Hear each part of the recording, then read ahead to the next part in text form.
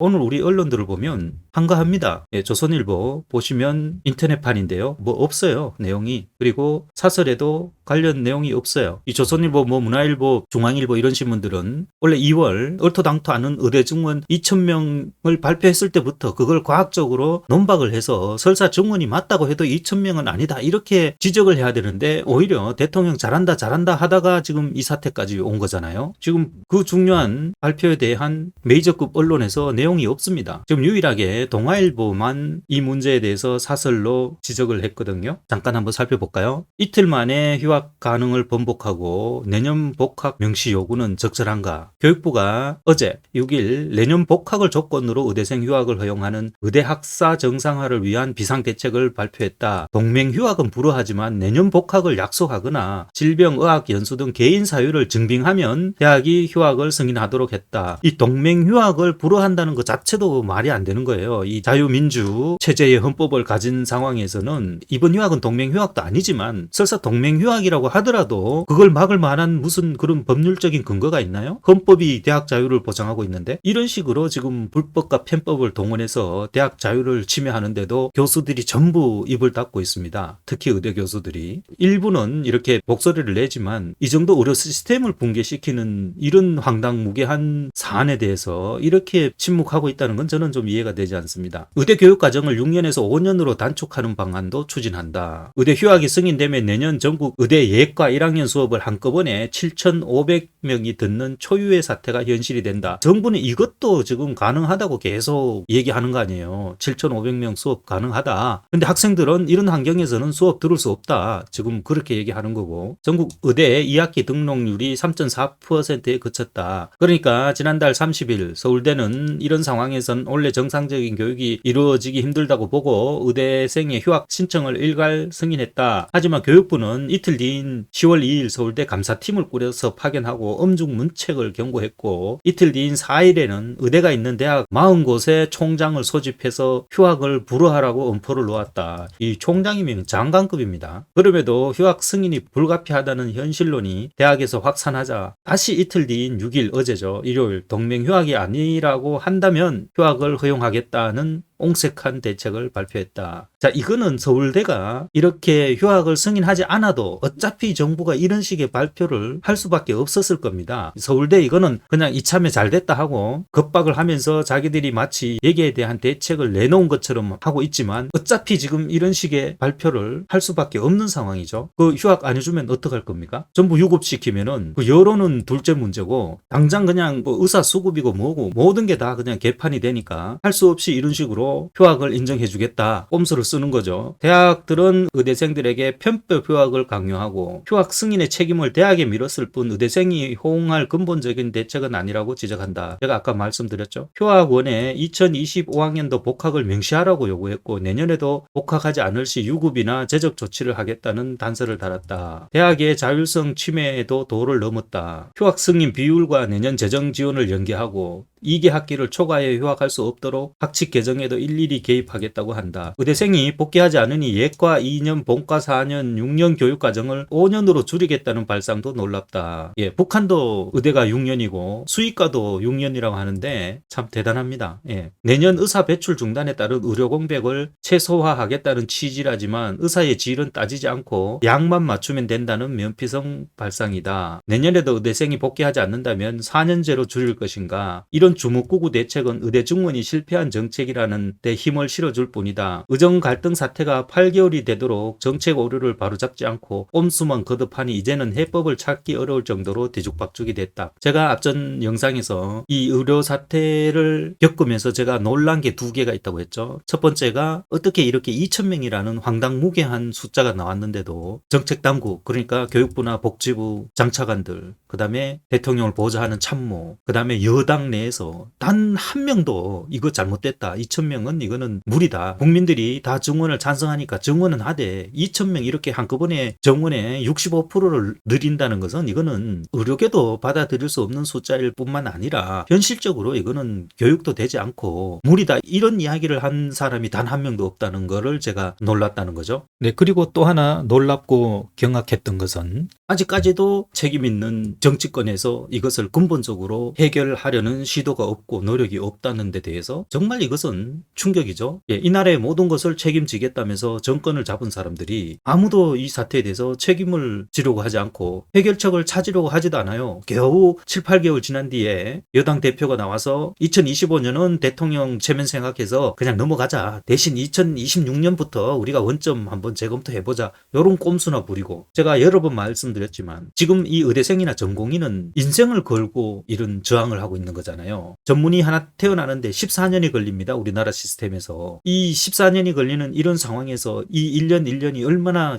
귀중합니까? 이런 상황에서 인생을 걸고 저항을 하는 사람들한테 정부는 그동안 뭘 했죠? 의사 악마와 전문의 중심 상급 병원, 이번 사태는 전공의 책임, 언제까지 돌아오지 않으면 제적한다, 2년 이상 진료보지 않으면 전공의 못하게 하겠다, 이런 식의 염장 지르는 일만 계속 해왔잖아요. 근본 원인은 다 빼먹고 지금 2,000명 여기서부터 잘못됐는데 이거는 빼놓고 얘기를 하자. 그러니까 여당 대표도 자기 인기 관리를 위해서 내가 이거를 위해서 뭐 하고 있다는 걸 보여주기 위한 거지, 그게 무슨 근본 해결책이 됩니까? 이거는 정권만 망하면 상관없지만 나라 의료 시스템 근간이 다 망가지고 그럼으로써 국민들이 직접적인 생명에 대한 위협을 받잖아요.